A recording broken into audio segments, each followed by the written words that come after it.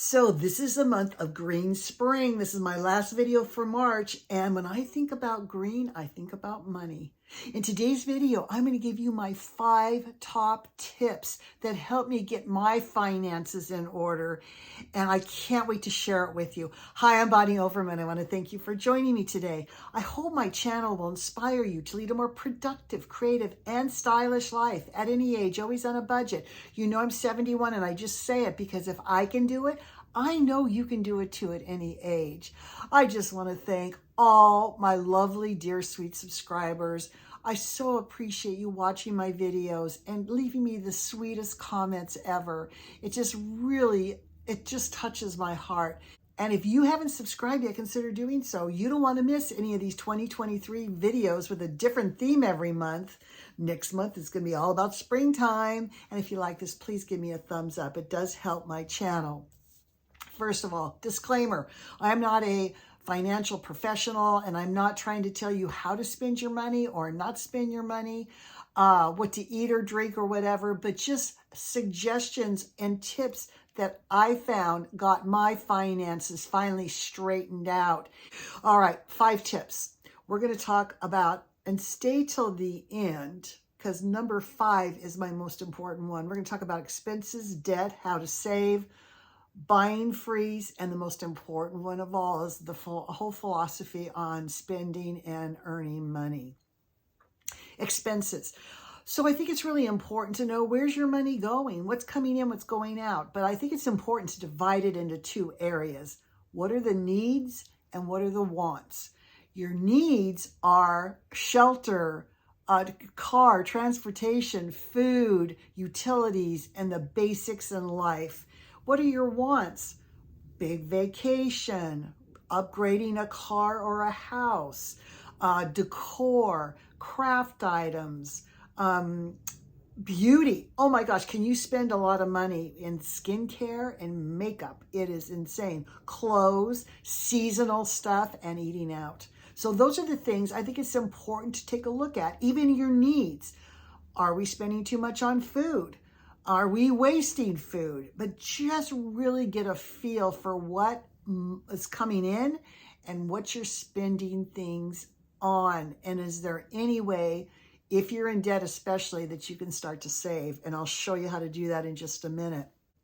So let's talk now, once you have a feel for where you're at, what about debt?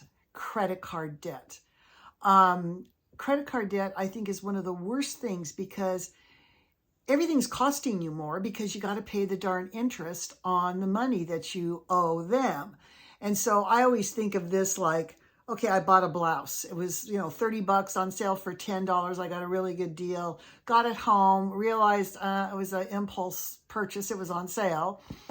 Never wore it for 4 years. It hung in my closet, so I finally donated it. Well, if I never pay off my credit cards, I'm still kind of paying for that blouse. So that blouse might end up costing me $100 or $150 down the line, and you don't even have it. So I just think we give enough money, we pay enough for everything. I don't want to give anybody one more cent, and I'm not going to pay interest on any of that. Now, if you're in deep credit card problems or debt, of course, I would secure a professional financial person to help you work it out. But let's talk number 3 about how to start saving money to go towards a savings or pay off your credit card debt. So I'm not your average person. I don't go out and have Starbucks every day. I don't go out to lunch every day. I don't go out to dinner many times a week. I just don't. I would rather fix the food here. It's cheaper. I know what the ingredients are, and I just cut the coffee habit. Because it was just too expensive and the creamer's not good for me. But I want you to start thinking about the nickels and dimes and dollars that we spend every day. So I came up with a hypothetical here. Let's say you get a coffee every day, which I've known some people I've worked with got a Starbucks every day. I'm going to say about $8. It might even be more than that, but $8, and that's times 5 days a week is 40. Now, let's say you have 2 people in the household that have this habit, then that would be $80 times 4 weeks is $320 just on buying Starbucks every day. That doesn't count the little extra things. If you eat lunch out every day, even fast food now is around $10 to get a drink, fries, and a sandwich or something. And so if you eat out every day, that's $50 a week times 2 people doing it is $100. That's $400 a month just in that. And then if you eat out a couple times a week, there's 3 of you in the family. I'm going to figure about $10 a person. That's $30. And that's times 3 is 90, times 4 is $360. Now, I'm way over $1,000 at this point. I'm almost to $1,100. Now, I realize if you're going to make coffee at home, you still got to buy the coffee and the creamer, yes. If you're going to take your lunch to work, you have to make a little bit more at night. That's going to cost a little bit more money and take leftovers the next day. And if you're not going to have dinner out, you're still going to have to pay for dinner in, which of course you can do. $5 meals, $10 meals that you can make at home in the way of a casserole or spaghetti or something like that. So I'm coming up with almost an extra $100, which should cover those things. But the point is, there's hundreds of dollars that we kind of piddle away every day. Now, I'm not saying you never go out and have Starbucks or anything like that or go out to eat. But I think when it's more of a special occasion, maybe do it, a couple times a month. And the rest of the time, you really take charge and take your spending in control when you take these things from home. So just a suggestion, but that's a way. If you see no other way to do it, that is a way to start saving. Look at those other wants we have, the beauty products, the decorating products, the craft products. All of that also could be kind of shaved down, which I'm going to talk about in number 4. Remember, stay till number 5. It's the most important, is talking about putting a buying freeze on all those wants, okay?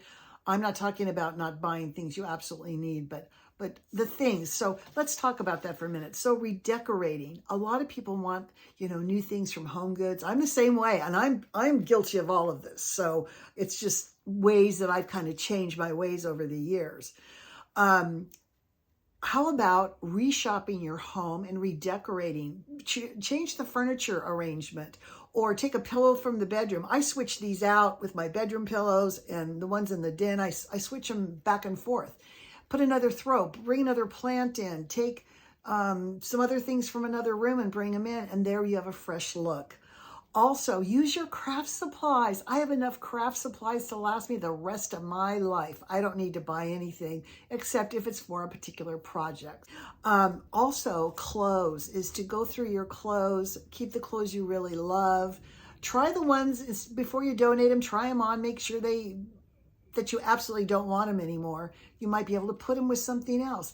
And if you have to buy a garment, make sure it's something you can wear the next day. Make sure if you buy something for the home, you know exactly where it's going to go. So I call that intentional buying.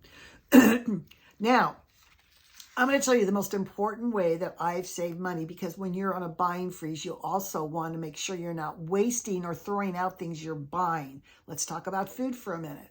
So I always get my proteins, the hamburger, turkey, chicken, steak, whatever it is. And I don't just throw it in the freezer, because what happens? You come home from work, you're dead tired, and you got a hunk of frozen hamburger. What are you going to do with that? You go out to eat and spend the money. So what I do is I cook once a week. Now I'm in Southern California, so I can barbecue, but I also cook on the stove. I cook all my proteins one day a week, and it doesn't take that long. You could do it on the weekend. Then you want to bag everything up and either leave it in the refrigerator for fast meals. You want tacos? Oh, the taco meat's already in there. Just add some seasoning and heat it up. Or in the freezer. You might make a bunch of chili with that hamburger meat or spaghetti or whatever. Then put it in there and freeze it. To take it out and have chili in 10 minutes, that's the way to go. That's how you're going to eat at home and not be going, oh, we got to go out to eat because there's nothing to eat in the house. So important. Plan your meals. Maybe smaller protein portions is a good idea. I like a water purifier, which I have in my house. So I'm not buying a lot of bottled water every week. I think that's kind of a waste of money sometimes, unless you need it because there's no other alternative for you. Drink tea, okay? Tea is so cheap. I get a big box for $2 that lasts me, I don't know, 2 months. Instead of soda, coffee drinks, flavored waters, all of those are like $1 a bottle. They're so expensive. The key to making very mild tea that you don't even have to sweeten is to cold brew it. When you do sun tea or hot tea and let it really brew and get dark, that becomes very bitter. That's why you have to add sugar to it. So what I do is I just take my filtered water, about 4 tea bags. I buy the big 100 pack, and put it in the refrigerator. In 20 minutes, I have cold tea that does not need to be sweetened. So you don't have to buy the sweetener to go with it. All right, are you ready for tip number 5? This is my very most important thing I can tell you, and it's in one sentence. Don't spend everything you make. Okay, let me explain myself. So when we start out in our careers, when we're young, you know, we're making kind of low, not very much money. We're probably paycheck to paycheck, you know. We can't really, you know, save it. Here's the problem. As the years go on, we're more experienced, we get promotions, we move up in our, whatever our career is, and we start making a little more money. Well, most people put their spending right up there. So now we're at, you know, let's say $50,000 and they're spending, so they're paycheck to paycheck. Now, let's say somebody makes $1 million a year. Guess what? Most people will increase their spending all the way up to $1 million. You can be a millionaire and still paycheck to paycheck, okay? So here's the whole key. As you start to make more money, your spending should be under that. So the difference between here on my spending and here on my earnings is savings. The problem is most people are at paycheck to paycheck, and it's even worse because their spending is more than their earning, and this is debt. Okay? So you want to spend less right here than you make. And that gives you your cushion. And I think if you can think of that mentality, don't spend everything you make, I think is so good because it gives you that cushion. Because things are going to break, especially if you own a home or you own a car. You have to have savings. And if you, like I said, if you're just starting to get into credit card debt, use that money, save some money, and get out of debt. That's very, very important to do.